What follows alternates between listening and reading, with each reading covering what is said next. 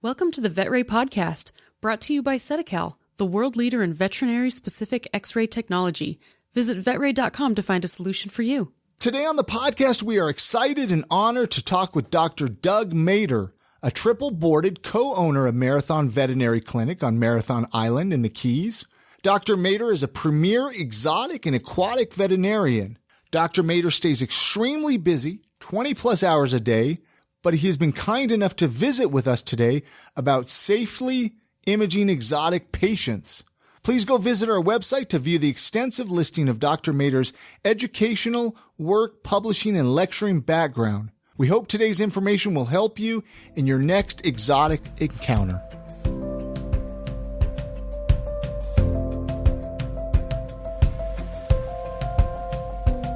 Dr. Mader, I know your curriculum vitae is long and very impressive.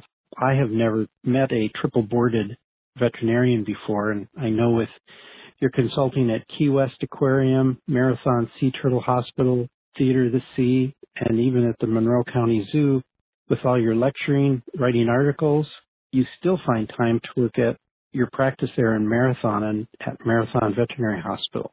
I know you said before you can do all this because you don't sleep. Is that true? That's true. I'm feel very lucky and blessed that I chose the career that I did, and it's accepted me because after 3 decades, I still love doing what I do, and it's just a pleasure to wake up every morning and go to work. I have to say, I do name drop you quite a bit in the veterinary community. Everybody seems to know Doug Mader. If there's any question about exotics or anything, you are the person. I know you had a couple practices in California. Were they, again, focused on exotics? The first practice that I worked at, it started out as a dog and cat practice, but over the first decade that I was there, more and more people with exotics started coming in. Once people, if you build it, they will come. Once people found out that not only did we take care of exotics, but we actually knew what we were doing, people drove from quite a ways away to come and bring their animals to us. Is that what is happening at Marathon as well? I think so. That you're seeing a lot of where we live now, it's kind of a unique geography. I live on an island chain that's 120 miles long and about a quarter mile wide, 43 islands connected by 42 bridges, and our hospital is smack dab in the middle. So we're really the only hospital that offers services that care for exotics. So we stay fairly busy with the dogs and cats, but also anything non-traditional. Wow, that's exciting. How has digital imaging affected exotic practice? Well, there's no question. I think it's probably the best thing that's happened in the last decade and a half. It's allowed us to take images of small patients that hitherto we could only do with, obviously, film, but we'd have to use tricks or special techniques like magnification, and we never got the details that we wanted to get that we can get now with digital. Since digital's helping a lot, do you still rely a lot on ultrasound as well? We do. There are two different modalities. The digital X-rays in general are going to take a three-dimensional object and give you a two-dimensional rendering. And the ultrasound takes a three-dimensional object and allows us to look at it in a 360-degree plane. And like sliced bread, we can pull out any individual slice we want to look at. And the beauty of it is, you can look at different things and then put them side by side with your X-rays and your ultrasounds, and you can really put together that puzzle and get the picture you're trying to identify. That's perfect. That's just what I was going to ask about using them in conjunction. One of the other things, I've seen some people or heard that they'll use dental sensor for doing very small exotics. Is that a good thing? We do that. We have full dental capabilities, and when we get some of our smaller exotics in, or smaller parts on larger exotics, like let's say the foot of a ferret, or the head of a mouse, or maybe the skull of a parakeet, we shoot those on the dental film. Oh, great. I don't mean dental film, I mean dental plates. Right. One of the other things that I had a question on, I've been in a couple clinics where they've imaged small lizards, and I've heard both that it's a good thing or it's a sign of a bad thing to see calcium deposits or accumulations kind of round or behind where the eyes are. Is that a good or a bad Yeah, thing? there are several lizards.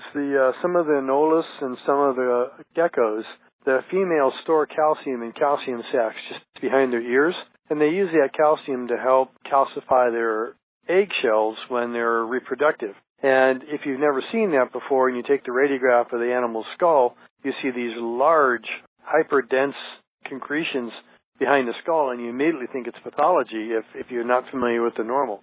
So it can be quite striking. And sadly, I have seen some animals come in that have undergone surgery to remove them, which is totally unnecessary. Yeah, that's what I was wondering about.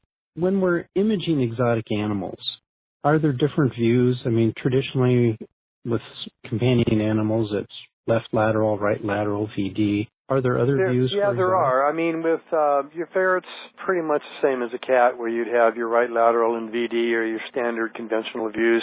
With the rabbits, they're a little more difficult to roll on their back, and so fear-free practice, you've heard that term, we try not to stress them.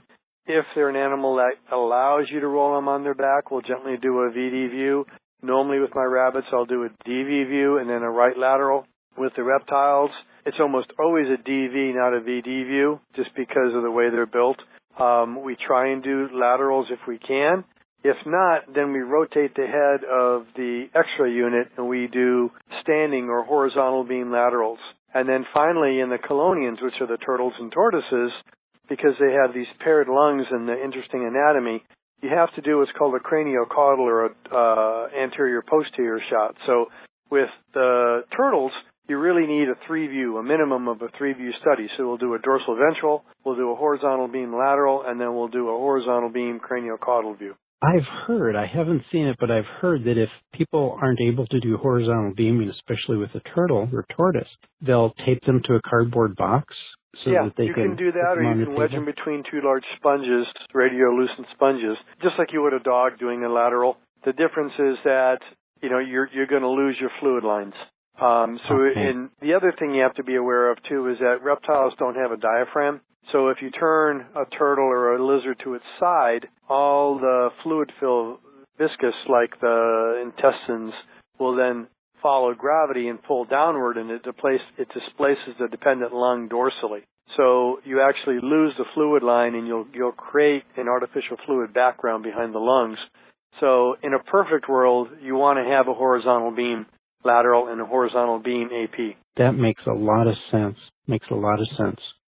Now, when we pick techniques, again, assuming that we don't do a lot of exotics, is there anything different when we try and pick a technique for an exotic? There are a few things you have to worry about with the turtles because of their heavy calcified shell, which is the carapace on top and the plastron on the bottom. We usually set our technique similar to a skull technique in a dog and a cat. That gives us our best views. Generally, you have very little soft tissue imaging when you're radiographing a chelonian or a turtle or a tortoise, unless you're using some kind of a contrast media, either orally or intravenously. With the snakes, again, not too bad. Lizards, not too bad. However, some of the lizards and the crocodilians have these structures called osteoderms, which are actually bones in their scales. And in those situations, it's almost impossible to get good soft tissue detail internally when their skin is covered by bone. But in general, measure the thickness and use the appropriate technique that you would on a dog and cat, at least for a baseline to get started there? Right. When we're handling these exotic patients with the long claws or, like you say, the bony structures, any special handling? Sometimes you see towels wrapping up cats in a towel, but is there anything like that? The beauty of most reptiles is that they're fairly calm animals, and most of the time they'll just lay on the table and you can walk out of the room. If you have one that's feisty, you can induce something called a vagal response, and especially with some of the lizards, you can take a cotton ball and just place it over each eye and then wrap it with some vet wrap or some kind of veterinary bandage material to put some gentle pressure on the eyes, and that induces the vagal response, which is the calming response. And then frequently you can just get your VD lateral radiographs by doing the vagal maneuver as opposed to having to give them any kind of sedation. And then other than that, with the snakes, historically you look in the old books, they tell you to take the snake coil it up in the bottom of a plastic bucket and get your x-ray. But that's just as ineffective as taking a dog or a cat and having them lie in a big circle on the x-ray table and shooting your film. There's no symmetry. So with snakes, there are commercially available lucite tubes that are radio clear, radiolucent, and they come in different diameters. And you can just easily coax a snake to crawl into the tube where they're snug, and they like that because they like being in a tight area. It calms them down immediately. Then you can hold either end of the tube, and you can get your dorsal ventral view, your ventral dorsal view, roll the tube sideways, and get a lateral view without the snake struggling, and it gives you better imaging. And you say these are commercially available? Mm-hmm. There's several sources that make them. Again, is there any kind of a diameter to thickness of the snake? I mean, do you try Most of these tubes, you buy them in a set, and they're telescoping, so the tube in the center would be perfect for a small vine snake that's a half a centimeter in diameter, and the outer tube might be, 4 inches across, which is great for a boa constrictor. And they all telescope into one another, and they sit in the corner of your radiology suite and take up very little space. What about fish? That's another, sometimes you see pictures at trade shows and such of fish. Is that something that really needs to be radiographed, or how do you radiograph? Oh, absolutely. There are certain times when you need to go after a fish and get some good imaging on it, and there's several ways to do it. For a quick down and dirty, we call them a drive-by. You can put a fish in a plastic container, like a plastic bucket, set the bucket on the x-ray table, shoot right through the water. For instance, let's say you're looking to see if the fish has a hook in it. Well, all you really care is does it or doesn't it. So you put the fish in the bucket, put the bucket on the table, snap an x-ray, and the radio-dense hook's going to show up right away. And then you know you need to get further into it.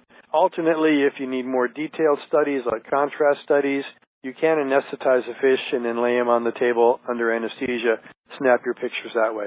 Yeah, that would have to be a real careful technique to anesthetize a fish, I imagine. Well, that's a topic for a different podcast. Definitely. I know you said that when a practitioner is exposed to an exotic, probably the best thing to do is just call a specialist. Is that? Well, well care, everybody, I encourage everybody to learn and to expand, and I think well care can be offered to most exotics fairly straightforward. You can go to all the major conferences offer exotics lectures nowadays. There's plenty of sites on the internet where you can get advice. If you start getting into situations that you're not familiar with, ethically, just like in dogs and cats, you should refer them out to a specialist.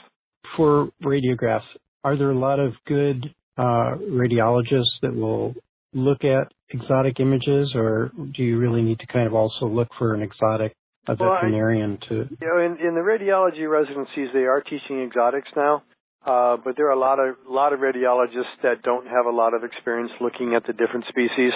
However, that said, there are several radiologists now that market their telemedicine and their teleradiology that are specifically unique to exotic species and zoo species.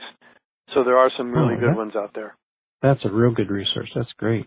Is there anything else that I haven't asked a question on that you think might be appropriate for practitioners? No, I think you've covered things pretty well. I think, as with any species, the most important thing is not to stress your staff, not to stress the animal. Do your homework first before you grab that iguana by the tail to keep it from running off the table and end up with just a tail, and then the animal runs down the hall. Make sure that at least you know what you're doing before you do it. And there's always, all the major laboratories offer free consult services. So, it's the rare situation that you have to rush into something without taking the time to prepare. Oh, that's a real good tip. Thank you.